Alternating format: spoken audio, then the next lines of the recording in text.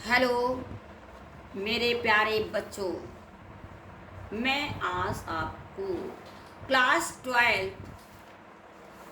की मैथिली शरण गुप्त द्वारा रचित गीत को पढ़ाने जा रही हूँ। उसको आप लोग बड़े ध्यान से सुनेंगे और पढ़ेंगे, तभी आप इसके अर्थ को लिख सकते हैं। तो हम पढ़ना शुरू करते हैं। शिशिर न फिर गिरी वन में, जितना मांगे पतझड़ दूंगी मैं इसी निज नंदन में। कितना कंपन तुझे चाहिए, ले मेरे इस तन में। सखी कह रही पांडुरता का, क्या अभाव आनन में। वीर जमा दे नयन नीर यदि तू मानस भाजन में।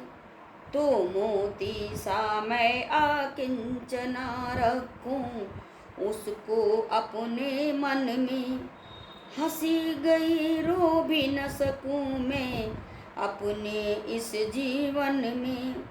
तो उत्कंठा है देखूं फिर क्या हो भाव भुवन में। सबसे पहले हम क्या लिखते हैं? प्रसंग। क्या लिखते हैं? प्रसंग। तो कैसे लिखते हैं? प्रस्तुत पंक्तियों में विरह से पीड़ित उर्मिला शिशिर ऋतु को संबोधित करते हुए कहती है। देखिए क्या कहती है उर्मिला? शिशिर न फिर गिरी वन में। उर्मिला शिशिर ऋतु से प्रार्थना करते हुए कहती है, हे शिशिर ऋतु,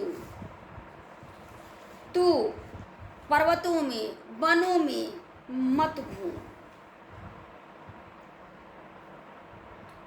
जितना मांगे पतझड़ दूंगी मैं इसी निज नंदन में।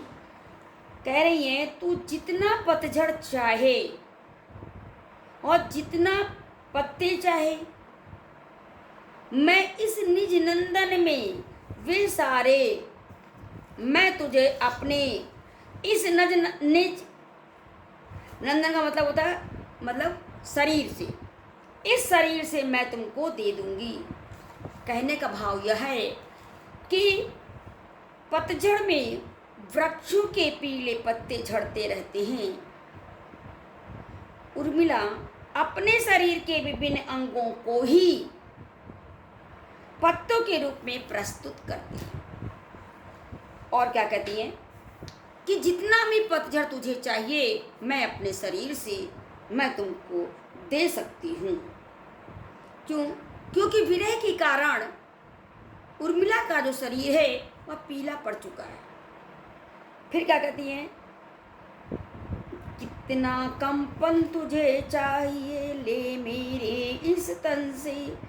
फिर कहती है यदि तुझे दूसरों को कपाना ही अच्छा लगता है तो तुझे जितनी भी कपकपी चाहिए वह मेरे इस शरीर से तू ले ले। अर्थात कहने का भाव ये है कि प्रिय विरह के कारण उर्मिला हर समय लगातार कांपती रहती है। फिर क्या कहती है? वीर जमा दे नयन नीर यदि तू मानस भाजन में। कहती है शिशिर ऋतु, यदि तुझे पीलापन अधिक पसंद है तो तू मेरे मुख से ले ले, क्योंकि मेरे पास पीलेपन की कोई भी कमी नहीं है। फिर क्या कहती हैं? अर्थात हे वीर, यदि तू मेरे मन रूपी पात्र में मेरे नेत्रों के जल को जमा दे। क्या कहती है? हे वीर, वीर जमा दे नयन नीर यदि तू मानस भाजन में। जमा दे तो मैं गरीब उसे अपने मन में मोती सा बहुमूल्य समझकर सुरक्षित रखूंगी। इसको? आंसुओं को। अर्थात मैं अपने आंसुओं को मन ही मन पीती हुई धैर्य धारण करती रहूंगी मेरी। फिर क्या कहती है? हंसी गई रो भी न सकूं मैं अपने इस जीवन में। मेरी हंसी तो चली गई, क्या मैं अपने इस जीवन में रो भी नहीं सकती। अर्थात यदि मेरा रोना और हंसना दोनों ही बंद हो गया है तो मैं जीवित कैसे रह सकूंगी।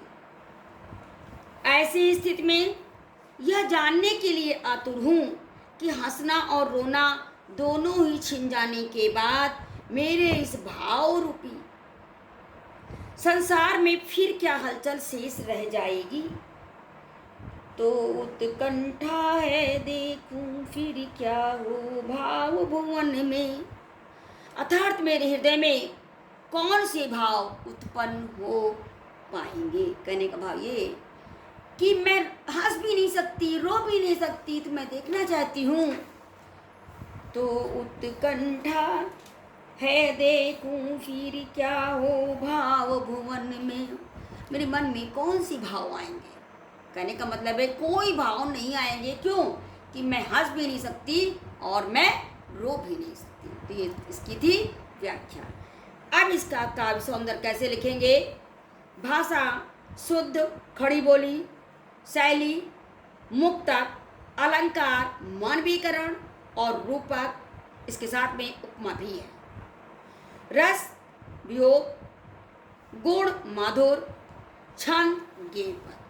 तो हमने आपको इसकी व्याख्या पढ़ाई और जब आपको इसकी व्याख्या आती होगी तो आप इसके क्वेश्चन आंसर अपने आप कर लेंगे।